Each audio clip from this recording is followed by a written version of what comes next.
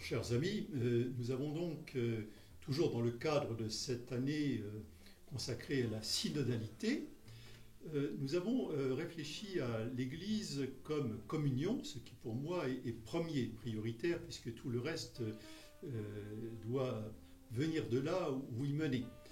Ensuite, l'Église comme participation, et nous avons vu qu'il s'agit plutôt d'une participation croisée, chacun ayant sa propre responsabilité et chacun ayant le souci de la réussite et de la responsabilité de tous. C'est cela qui justifie nos responsabilités particulières. Cette troisième et dernière petite intervention concerne davantage l'Église comme mission. Alors, quand on parle d'Église et de mission, les termes semblent tout à fait, j'allais dire, s'appeler l'un l'autre. Voilà, l'Église a une mission, nous sommes tous missionnaires, et nous connaissons bien, l'optique de notre diocèse de Châlons. Nous sommes des disciples missionnaires. Voilà. Mais il faudrait peut-être préciser ce que nous entendons par mission. D'abord, quelle est la mission de l'Église ? Est-ce que chacun a une mission dans l'Église? Est-ce que nous sommes envoyés en mission et à quelles conditions? Alors, je ferai remarquer tout d'abord que la mission n'est peut-être pas automatiquement la même pour tous. En tout cas, elle ne peut pas se traduire de même façon pour chacun de nous. Toutefois, la première mission de l'Église, c'est probablement d'être elle-même. C'est-à-dire que lorsque l'on est baptisé, on ne nous dit pas « tu es missionnaire ». On nous dit « nous reconnaissons en toi un enfant de Dieu ». J'allais dire, et la première mission d'un enfant, c'est de se conduire en digne fils ou fille de ses parents. Il n'est pas question d'abord de mesurer notre état de fils de Dieu à ce que nous faisons, à notre capacité à nous remuer, etc. Même dans l'Évangile, nous constatons que Jésus n'appelle pas tout le monde à être apôtre. Il y a une mission spécifique des apôtres, mais à l'intérieur d'une communauté de disciples qui comprend probablement plusieurs centaines de personnes, peut-être plusieurs milliers. Je parle du moment où Jésus est dans sa vie publique, puisqu'on dit que dans les disciples, Jésus en appelle 12 d'abord, bien entendu, auxquels il donne le nom d'apôtres et qui vont avoir un rôle bien particulier comme missionnaires allant directement à la rencontre des autres. Il va, toujours dans l'Évangile, Jésus va appeler 70 autres disciples. Donc, si on compte bien 70 plus 12, ça doit faire 82. Mais c'est parmi les disciples. Et à un moment donné, Jésus guérit quelqu'un, il lui dit que sa foi l'a sauvé, etc. Mais il lui dit « rentre chez toi ». C'est-à-dire que, ou alors Zachée, qui devient effectivement disciple du Christ, on peut dire, et qui pourtant n'a pas d'autre mission que de continuer à faire son travail de percepteur d'impôts, mais dans une toute autre optique, et avec un cœur ouvert et généreux. Donc, la première mission probablement que nous recevons dans notre appartenance à l'Église, c'est la mission d'être véritablement frères et sœurs dans un esprit, comme je l'ai dit dans d'autres conférences, d'une véritable communion, notre capacité à échanger, à dialoguer entre nous, et peut-être notre première mission. Je rappelle que ce qui a attiré un certain nombre de gens dans l'Église, dans les premiers temps de la chrétienté, mais encore aujourd'hui, dans les endroits où l'Église se développe, ce n'est pas le fait que les gens tirent les sonnettes pour aller proposer le message de l'Évangile, ça peut le faire, mais ce n'est pas d'abord ça, c'est voyez comment se comportent les chrétiens entre eux, voyez comme ils s'aiment. Et c'est à partir de cette visibilité d'une charité fraternelle entre nous qu'il y a, semble-t-il, déjà un point d'attirance. On vient voir ce qui se passe de ce côté-là, parce que ça semble détonner avec l'ambiance générale. Donc, la première mission que l'on pourrait donner à des chrétiens, quels qu'ils soient dans l'Église, c'est peut-être d'abord d'être chrétien. Et à contrario, nous avons des exemples, j'ai des exemples, et peut-être que ceux qui nous entendent ont des exemples en tête, de gens tellement obsédés par la mission qu'ils finissent parfois par être des contre-exemples, éventuellement en étant très très exigeants, parfois un peu remonteurs de bretelles, si j'ose dire, par rapport à d'autres chrétiens qui ne sont pas aussi missionnaires, etc. Et du coup, la mission finirait dans ce cas-là par être un slogan, la mission, la mission, la mission, comme en son temps, le général de Gaulle disait l'Europe, l'Europe, l'Europe, mais ce n'est pas en disant cela, y compris en sautant comme un cabri, que l'on fait avancer ni l'Europe, ni la mission.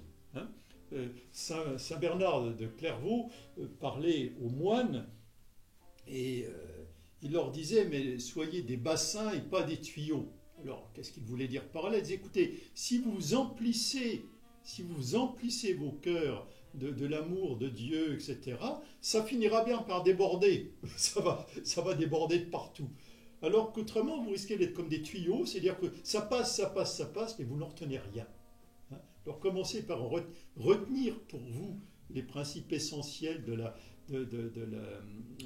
l'espérance et de la charité chrétienne, et ça finira bien par déborder.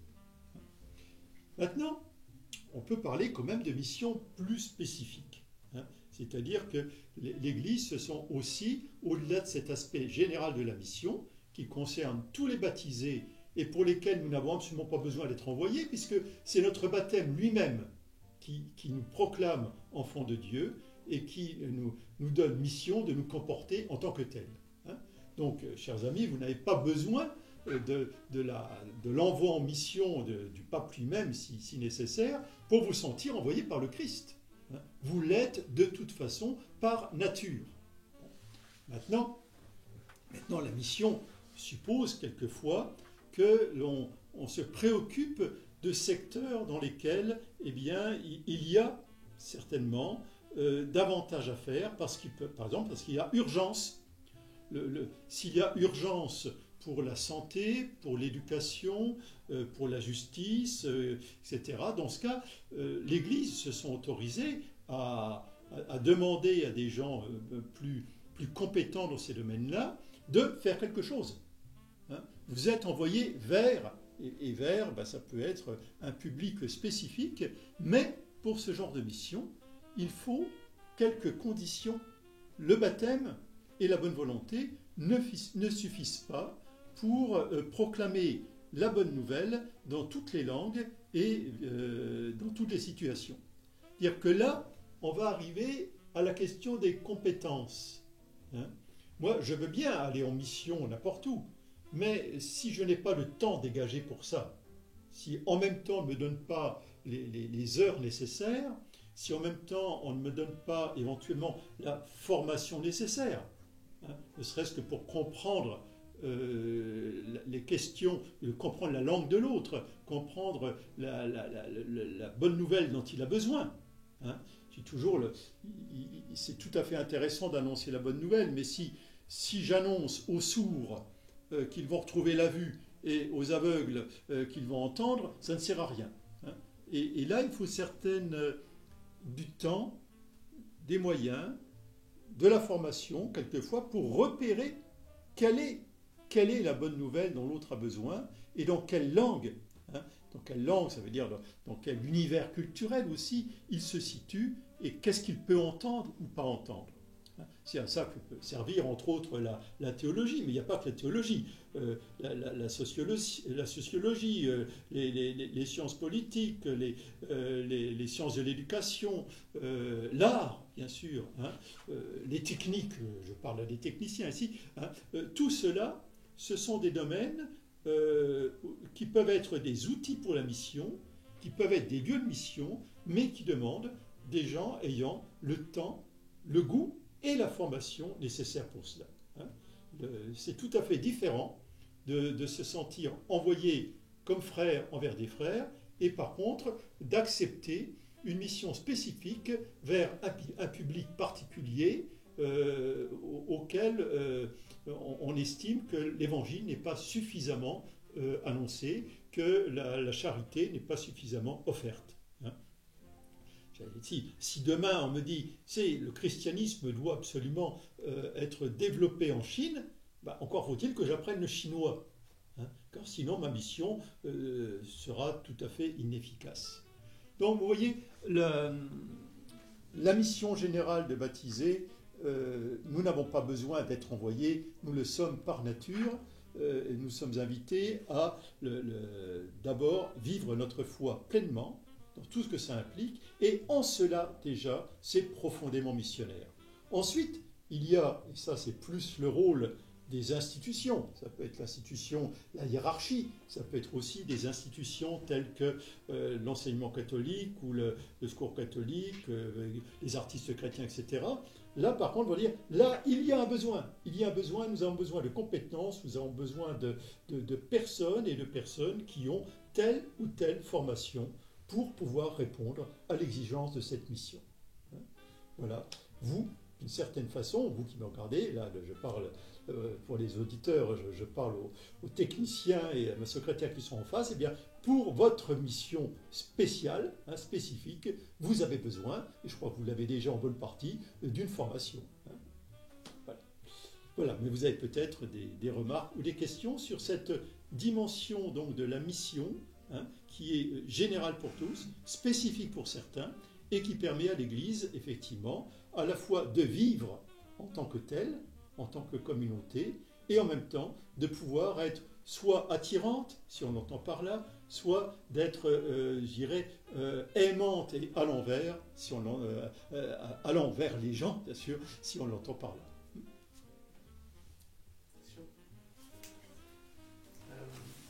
Je vais revenir justement sur un des premiers aspects que vous avez défini sur être missionnaire. Oui. Et c'est quoi la mission? C'est déjà d'être elle-même. Oui. L'Église doit déjà être elle-même pour être en mission. Et j'ai l'impression, est-ce que le premier espace missionnaire, du coup, au lieu que ce soit loin ou en face de chez soi, son voisin, parce que c'est déjà pas soi-même? Si, tout à fait. Tout à fait.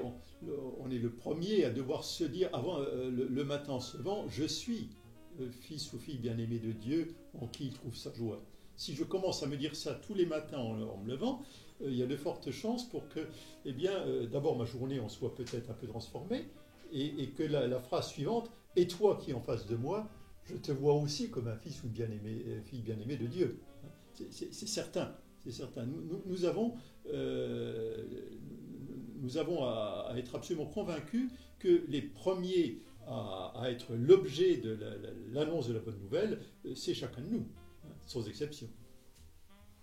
Toujours pour continuer un peu dans cette mission, et justement, dès qu'on se tourne un peu vers l'extérieur, parce que c'est vrai que le territoire français est un territoire un peu spécial par rapport à d'autres endroits sur Terre, où partir en mission vers l'autre est un peu plus compliqué et souvent mal vu. On parle souvent de prosélytisme, et qui est assez difficile à appliquer, et que beaucoup de chrétiens ont cette peur, ont cette crainte, et n'osent pas trop partir en mission, de peur d'être rejetés durement souvent, et souvent même assez violemment.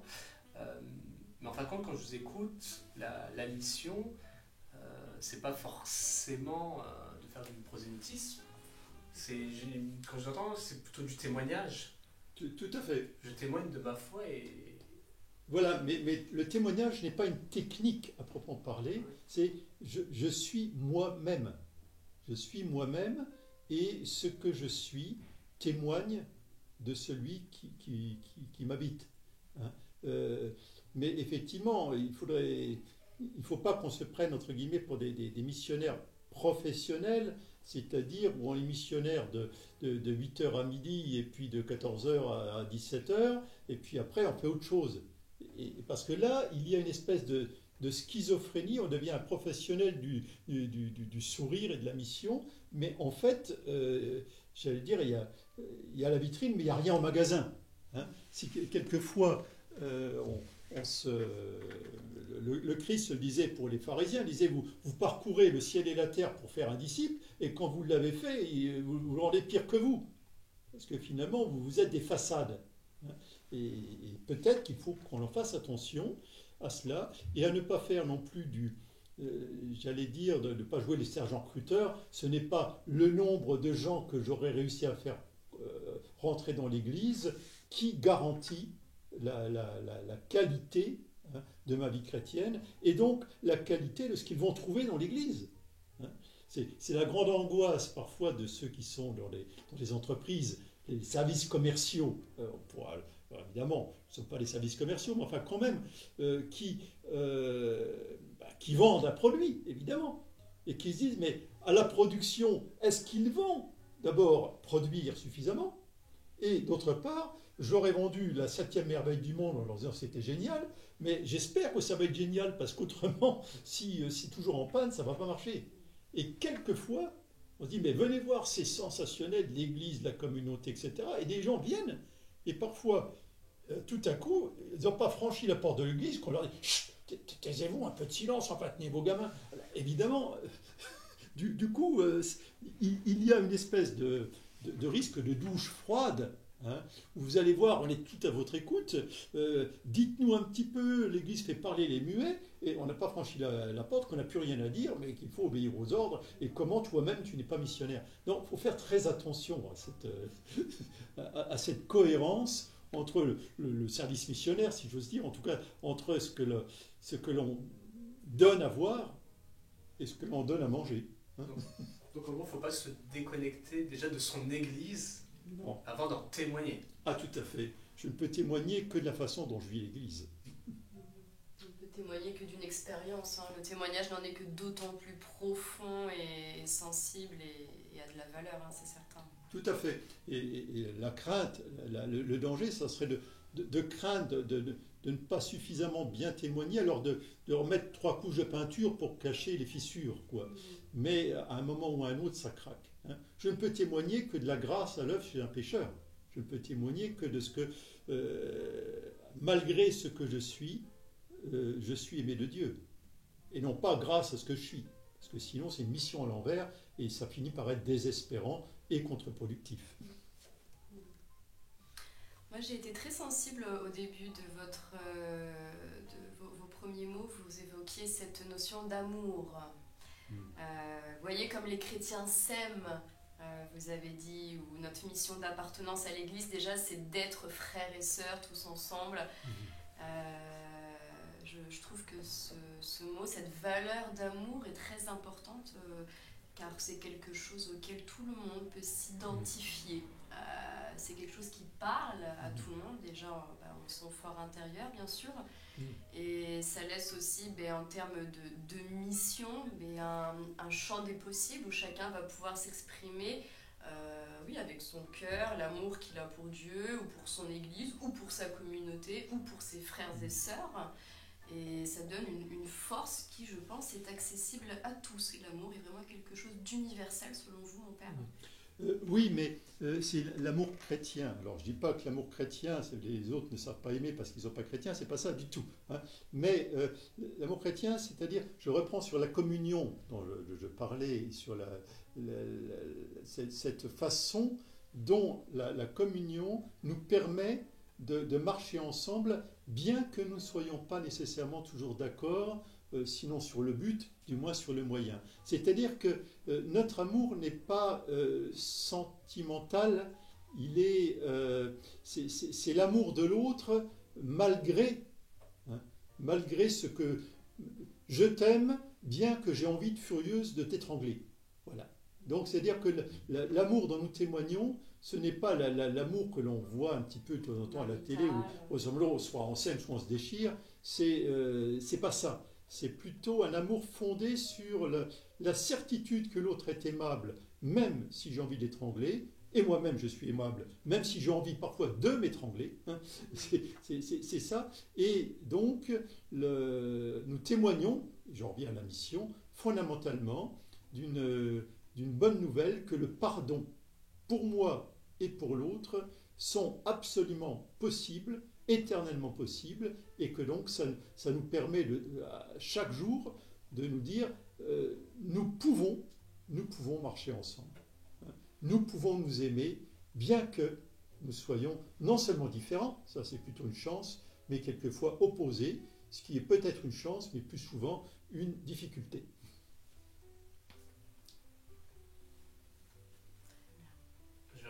J'ai peur peut-être de m'éloigner légèrement un petit peu du sujet, mais peut-être pas trop. Oui. Parce que vous l'avez dit plusieurs fois, même sur les conférences précédentes, oui. Et encore aujourd'hui, vous avez même insisté sur celle d'aujourd'hui un peu, le temps. J'ai l'impression qu'il faut être baptisé avec le temps. J'ai l'impression qu'il y a un duo obligatoire. Oui, plus que enfin, on peut même dire une trinité, la compétence, le baptême et le temps. Il faut du temps. Il faut du temps parce que c'est si vous voulez, la différence entre le ciel et la terre, c'est la différence entre le temps et l'éternité. Nous sommes dans le temps. Hein. Nous sommes dans le temps, c'est-à-dire que nous avons besoin de temps, nous avons besoin d'étapes, et nous n'avons pas cette possibilité de vivre les choses instantanément. Je peux dans l'instant ressentir de l'émotion, de l'amour, mais c'est le temps qui va montrer si c'est vrai. Je peux avoir envie de tout découvrir, mais c'est le temps qui me permet d'apprendre, d'expérimenter, etc. Donc je ne peux pas vivre hors du temps, et quelquefois nous oublions ce que le pape rappelle. Alors je crois que la phrase n'est pas le au départ, mais il l'a fait sienne. Hein. Le temps est supérieur à l'espace. Hein. Au lieu d'une mission dans laquelle on voudrait tout quadriller, tout mailler, ne laisser personne dans l'instant de côté, on nous parle plutôt d'une mission, en tout cas d'une manière d'être chrétien, qui, elle, se passerait plutôt dans la durée. Hein. On peut retrouver peut-être ça dans l'Évangile, quand Jésus dit, mais quand vous allez, il s'adresse là à des missionnaires, vraiment missionnaires tels qu'on les imagine, hein. Donc ils vont directement au contact. Et il leur dit quoi? Ne passez pas de maison en maison. Et si vous êtes accueillis, restez-y jusqu'à votre départ. Autrement dit, ce n'est pas la peine de serrer 500 mains. Et si vous serrez une main, vous la serrez vraiment. C'est ça. C'est parce que une des bonnes nouvelles chrétiennes, c'est précisément la capacité d'attachement dans la durée. Certains de ceux qui sont passés par l'expérience de sectes, quelle que soit la secte d'ailleurs, je ne parle pas uniquement de secte chrétienne ou religieuse, vivent cette désagréable impression que tout à coup, on s'occupait d'eux, on les portait totalement, mais là, à partir du moment où ils disent finalement c'est peut-être pas ça que je recherche, toc, ils sont oubliés, ils n'existent plus, la chaîne est rompue. Or, nous justement, nous voulons nous inscrire dans le temps, et le temps, c'est l'épreuve de la fidélité à l'autre, même si l'autre, il n'est pas dans les mêmes dispositions. Alors effectivement, nous ne pouvons pas, surtout lorsqu'on parle de mission, faire abstraction du facteur temps. C'est la durée qui témoigne finalement de notre amour et de Dieu et de l'autre. Et c'est dans la durée que nous pouvons vivre cet amour et le recevoir. Vous avez très justement dit qu'il faut déjà cibler un besoin et que c'est cela qui crée une mission. Alors de manière vraiment très générale et actuelle, quels seraient aujourd'hui les besoins de l'Église et donc où en découleraient les missions? Quels seraient les besoins aujourd'hui de l'Église? Alors, il me semble, là aussi on ne peut parler qu'à partir de ce que l'on ressent un peu soi-même. C'est-à-dire qu'il y a de très grands besoins, peut-être que j'ignore parce que j'y suis mal sensible. Et l'intérêt de l'Église, c'est précisément d'avoir des gens extrêmement variés dans leur sensibilité, permettant d'identifier des besoins, des champs d'action que je n'aurais pas forcément imaginés et qui sont pourtant tout aussi importants que les miens. Bon, moi, je suis plus sensible j'allais dire, aux attentes, éventuellement au décalage avec le milieu artistique et intellectuelle. Voilà. L'Église, actuellement, a peut-être du mal, alors je ne parle pas des prêtres, c'est pas ça, mais je parle de l'Église en tant que telle, les chrétiens en tant que tels, est-ce qu'ils sont vraiment, en France, je ne parle pas pour les autres pays, bien présents à cette dimension intellectuelle et artistique, hein. Parce que la charité consiste à nourrir celui qui a faim, et quelquefois on a besoin de sens.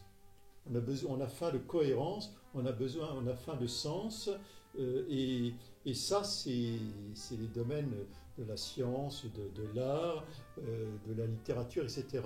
Et peut-être que nous sommes insuffisamment présents, hein. Moi, c'est ce que je ressens. Or, cela demande là aussi du temps, hein. Il me faut 10 minutes pour préparer un sandwich à quelqu'un qui sonne à ma porte. Par contre, pour discuter de littérature, alors quand je dis littérature, ça peut être la littérature des mangas, hein. Je veux dire, chaque époque, chaque génération a ses propres critères en matière artistique, littéraire, scientifique, etc. Mais pour ça, ça demande du temps et ça demande de pouvoir s'occuper d'un sujet et s'y passionner, quoi.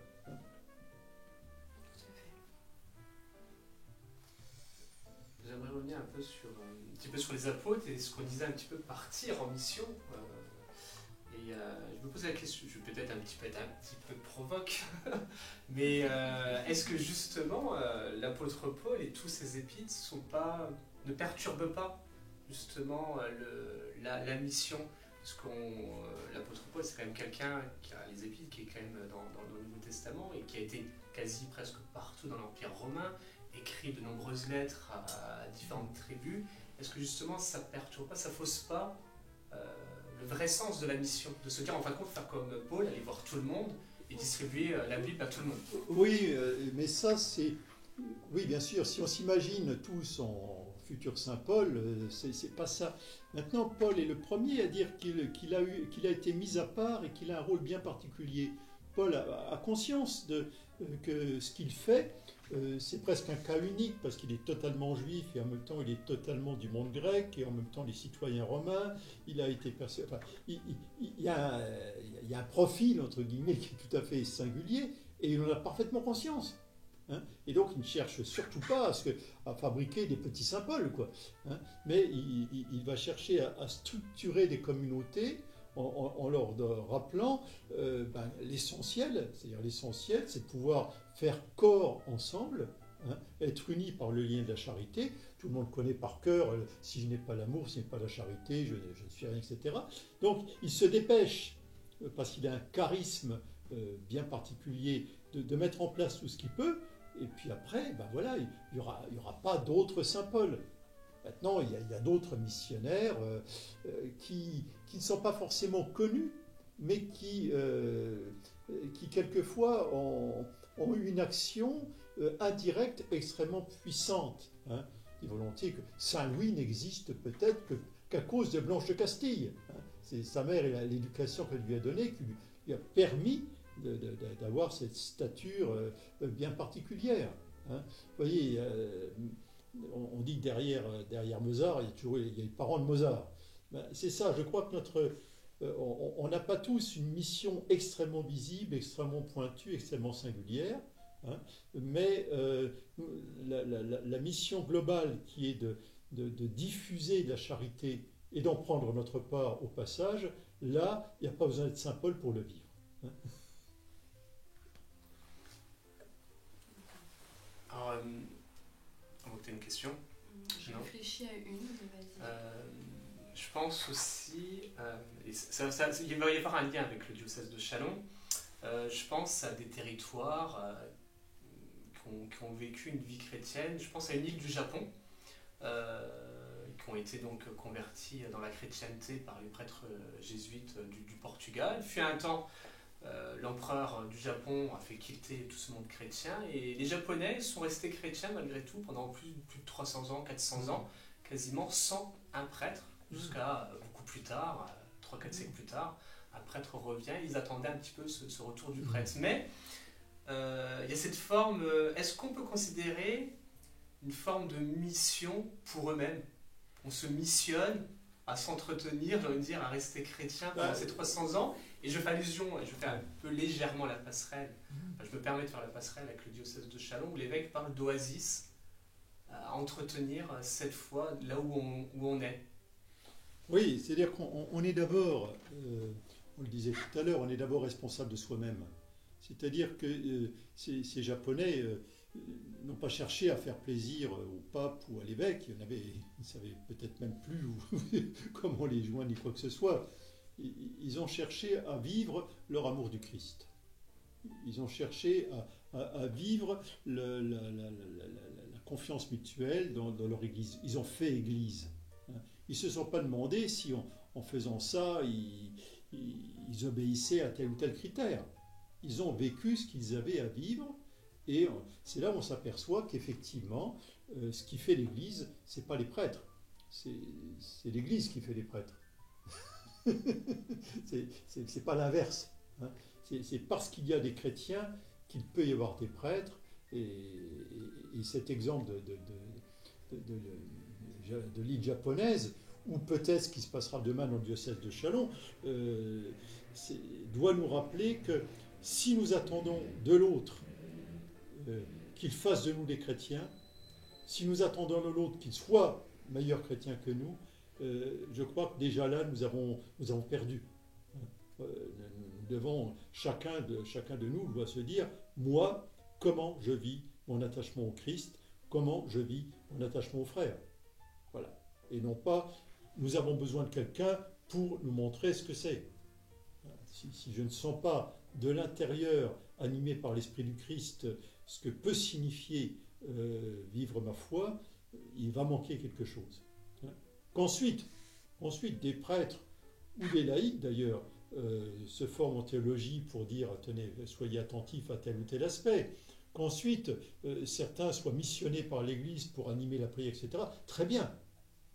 Mais que je sache, ce n'est pas parce qu'il n'y a pas de prêtre qu'on ne peut pas prier Dieu. Ce n'est pas parce qu'il n'y a pas de prêtre que l'on ne peut pas dire « pour moi, Dieu est Père ». Nous sommes au service, mais notre service, ce n'est pas de remplacer la foi des gens, c'est de la soutenir. J'aime bien retrancher avec des sujets d'actualité. J'ai une question assez simple, mais je pense pas si simple en fait. Quelle, dans un futur vraiment très proche, quelle est la mission principale de l'Église aujourd'hui ? Alors, c'est difficile à dire parce que là encore, l'Église, elle est multiple. Hein. Voilà, c'est une réalité complexe. J'ai commencé par dire ça. L'Église, en tant que hiérarchie, a sans doute à trouver les chemins d'un langage peut-être plus simple, plus direct et davantage dans la langue de nos contemporains. C'est une analyse qui n'engage que moi. Hein. Et puis, peut-être davantage à rappeler que quand l'Église s'adresse au monde, c'est une communauté d'hommes et femmes fragiles, imparfaits, pécheurs, qui s'adressent à d'autres. Hein. La seule leçon que nous pouvons vraiment donner à tous, c'est qu'il ne faut jamais désespérer ni de soi ni de l'autre. C'est peut-être la seule leçon qu'on leur peut donner. Ne désespérez ni de vous, ni de celui d'en face. Et si nous arrivons à faire passer ce message, je pense qu'il y a que l'essentiel n'est pas loin. Un très beau message d'espoir alors. Je crois. L'espérance est quand même le trésor de l'Église.